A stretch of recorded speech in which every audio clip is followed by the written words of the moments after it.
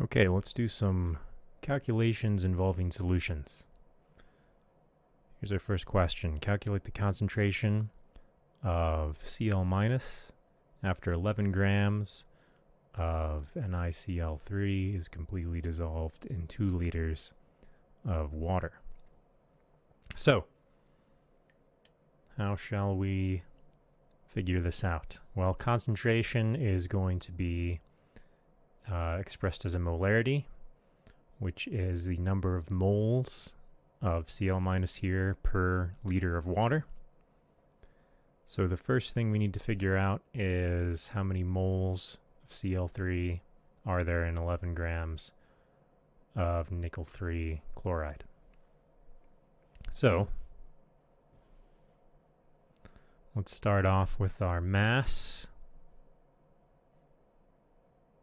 of nickel 3 chloride.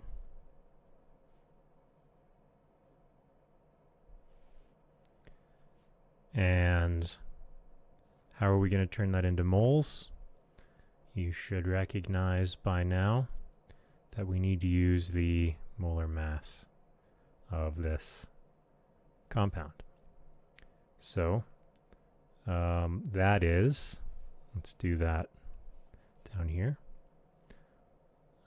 The mass of nickel from the periodic table, 58.693 grams per mole, plus 3 times the mass of chlorine, 35.45 grams per mole, which gives us 165.043 grams per mole. So there are 165.043 grams nickel 3 chloride and 1 mole of nickel 3 chloride. Oops. There we go.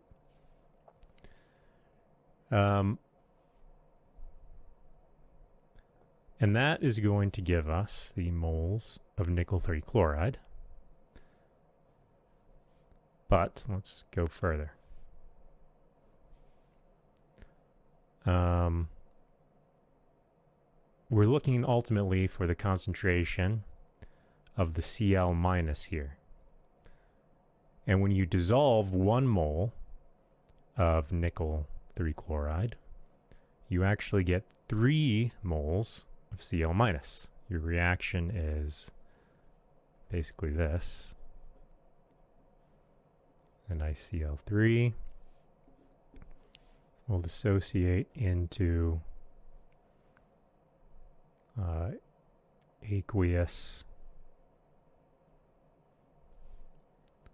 nickel 3 plus and 3 aqueous Cl minus. Remember how ionic compounds will often dissolve completely. And in order to, we've specified in the question that this particular compound dissolves completely. So all of the nickel 3 chloride dissociates into nickel and chlorine ions. And for every 1 mole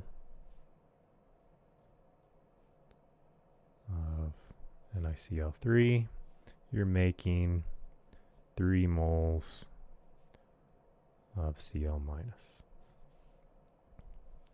Okay, so we're going to multiply all these together here. And our moles of nickel 3 chloride will cancel out, leaving us with moles of Cl minus. However, ultimately we're trying to get to units of concentration, which is moles per liter. Our moles of our Cl minus here per liter of total liquid, which is just water here. And how much water are we dissolving this in? We are dissolving it in 2 liters of water or any solvent. So if I take 11 times 3 divided by 165.043 divided by 2, I get 0.1 moles of Cl minus per liter, which can also be written as 0.1 molar. Big M means moles per liter. It is the commonly seen units of concentration. Okay, here's another problem involving solutions. This is a dilution problem when you need to make a particular concentration of a solution. Usually you start with something that is more concentrated and you dilute it by adding more solvent. So let's say you have 20 milliliters of a solution of 0.2 molar sodium chloride, and you dilute it to 300 milliliters. What is the new concentration? The easiest way to figure that out is to recognize that the number of moles of sodium chloride is not changing when you add more water to the solution. So the first thing is just to figure out how many moles of sodium chloride we have.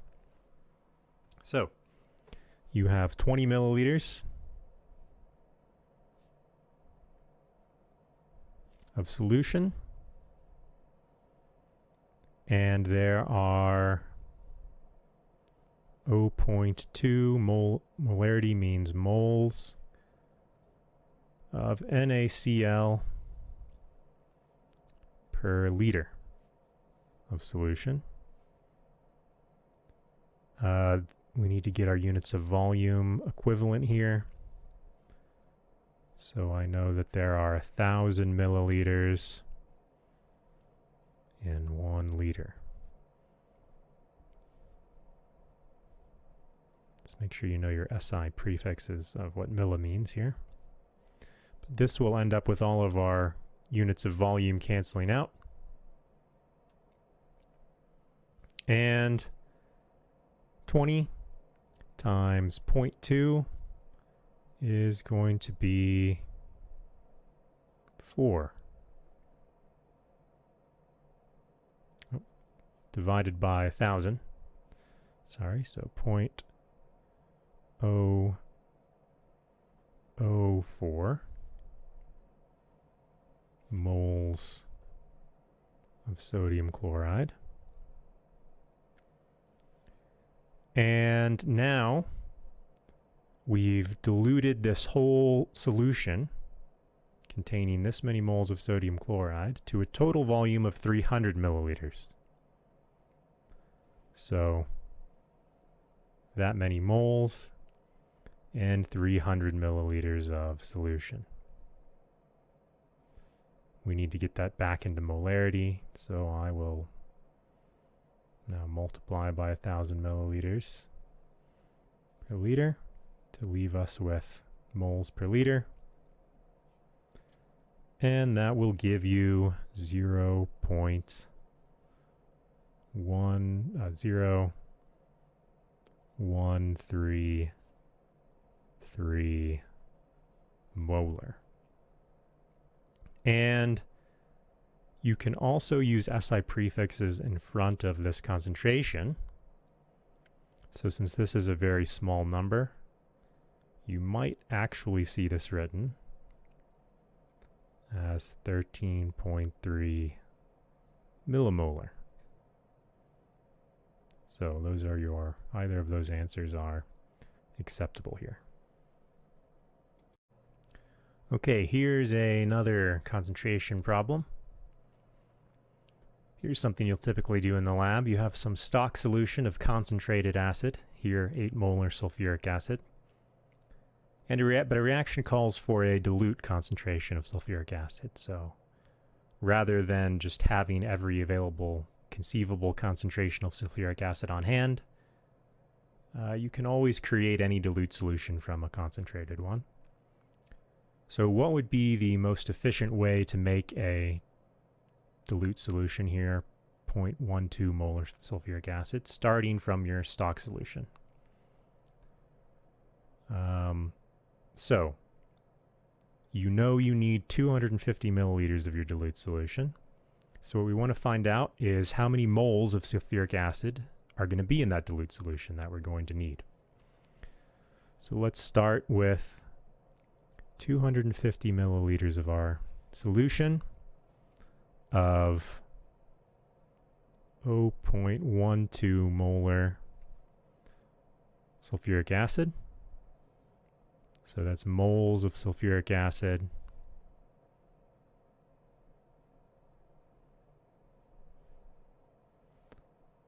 per liter. And we want to get these units of volume to cancel out, so we need to convert milliliters into liters. Now our liters cancel out, our milliliters cancel out. And we know that we're going to need 0.03 moles of sulfuric acid.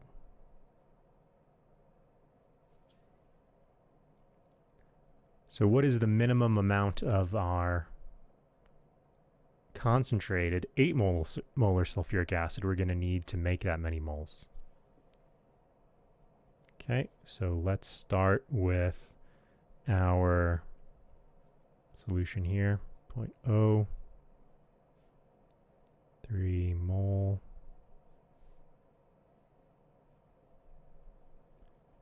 H2SO4. And we want to know the volume that is going to, of our concentrated acid that is going to give us this many moles. So we take our 8 mole H2SO4 per 1 liter of solution. Here's our 8 molar solution here. And cross out the moles, leaving us with how many liters of this we're going to need. And 0.03 divided by 8 is 0.00375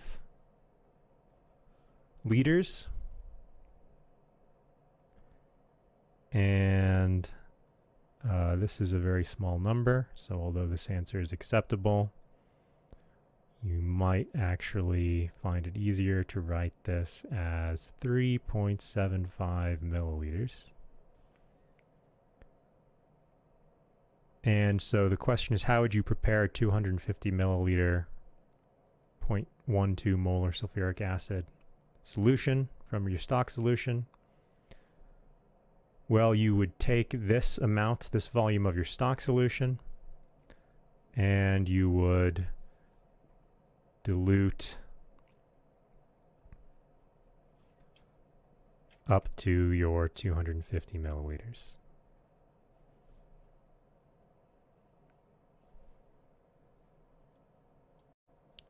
Okay, let's do another problem involving concentrations.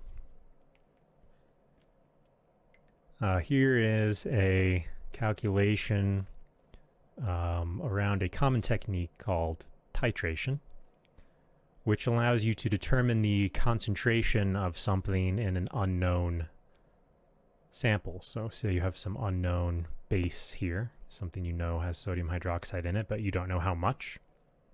You can figure that out by slowly adding acid to it until the solution is neutralized, until the base reacts with the acid to make a neutral solution.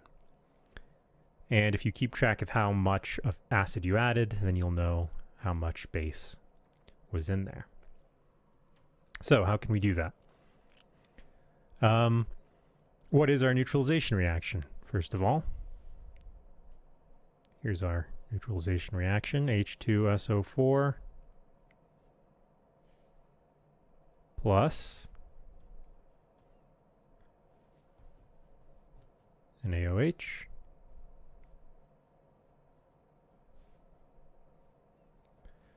goes to, well, we're going to end up with some counter ions here. You're going to have SO4 2 minus plus Na plus plus water. Why is this going to be the reaction? Well, these compounds are going to dissociate. This is going to turn into H plus, 2 H plus ions, which is why it's an acid. It's increasing the concentration of H plus in solution. This is going to dissociate to form a hydroxide anion, an OH minus, which is why it's a base. And OH minus plus H plus gives you neutral water. So that is the neutralization reaction. This, however, is not balanced. You see we have 3 H's on this side and only 2 on this side. The reason it's not balanced is because sulfuric acid, when it is dissolved in solution, actually makes 2 H plus ions. So you need 2 hydroxide ions to cancel that out and make 2 water molecules. So now we have 4 hydrogens and 1, 2, 3, 4 hydrogens. Hydrogens are balanced. The oxygens are balanced. The sodium is going to need a coefficient on this side, 2 sodiums and 2 sodiums. And now that is our balanced neutralization reaction. So let's try to do this all in one series here. We want to end up with something that has units of moles of sodium hydroxide per liter, because that's what the question is asking for. So, but what are we starting with? We're starting with 24.6 milliliters of 0.3 moles H2SO4 per liter solution. Let's convert those units of volume to cancel out. So now we have our number of moles of H2SO4 as a result of this. But we want to know not the moles of H2SO4 that we added, but the moles of NaOH that were already present. So we can use our reaction to figure out that for one equivalent of our reaction, 1 mole of H2SO4 consumes 2 moles of sodium hydroxide. Now our moles of H2SO4 cancel out. This is going to give us our moles of sodium hydroxide. And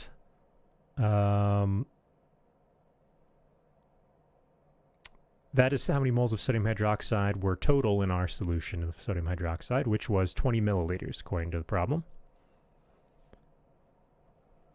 So it's that many moles in 20 milliliters of solution, which, if we want to put this in molarity, we want it to be in moles per liter. So let's convert this back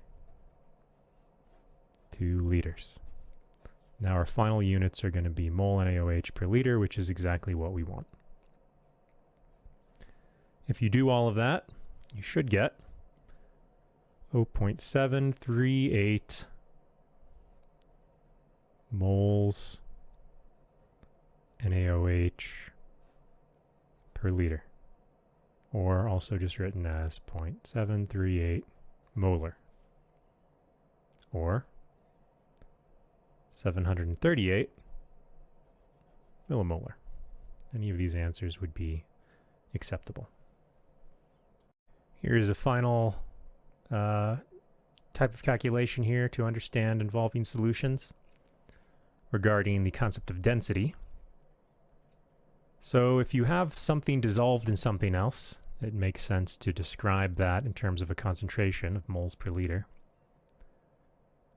But if you have a pure liquid, then the way you would measure how many moles of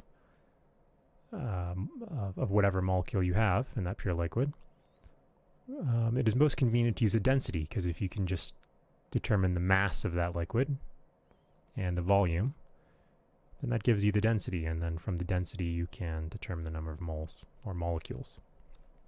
So, how do we use density? Density is expressed in grams per volume, grams per milliliter here, mass per volume. And we know that ethanol has a density of 0.789 grams of ethanol, often abbreviated as ETOH,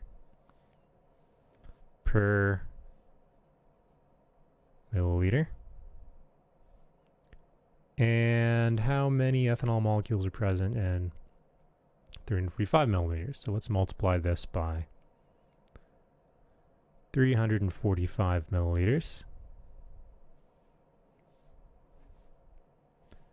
to determine the total mass of that volume of ethanol, which would be 345 times 0.789, 272.205 grams.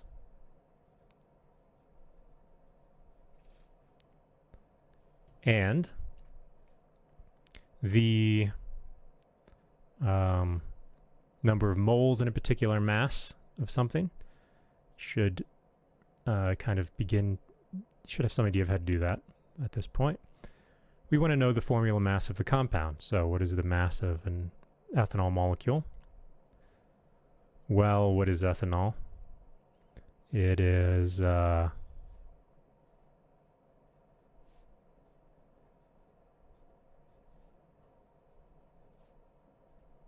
molecule here.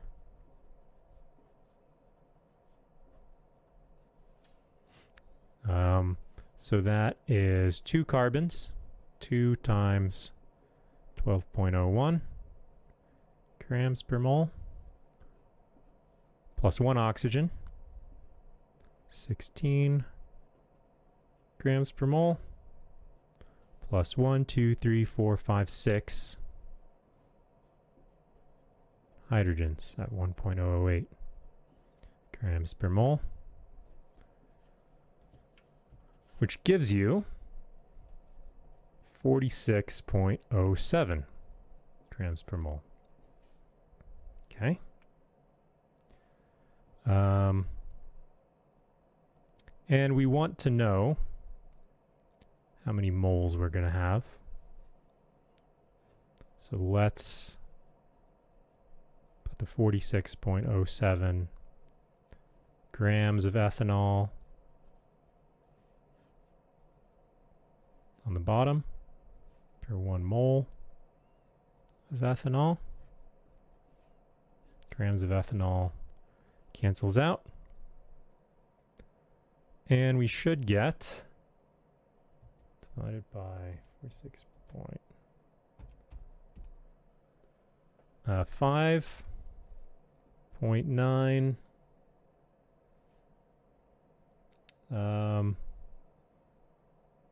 moles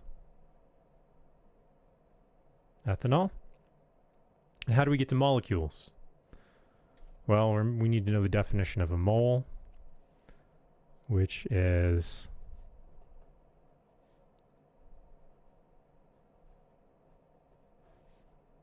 how many moles in 1 mole. There are 6.022 times 10 to the 23rd molecules. That's the Avogadro's number. Its definition of a mole is this many of something. So that equals, write it down here, 3.56 times 10 to the 23 molecules of ethanol.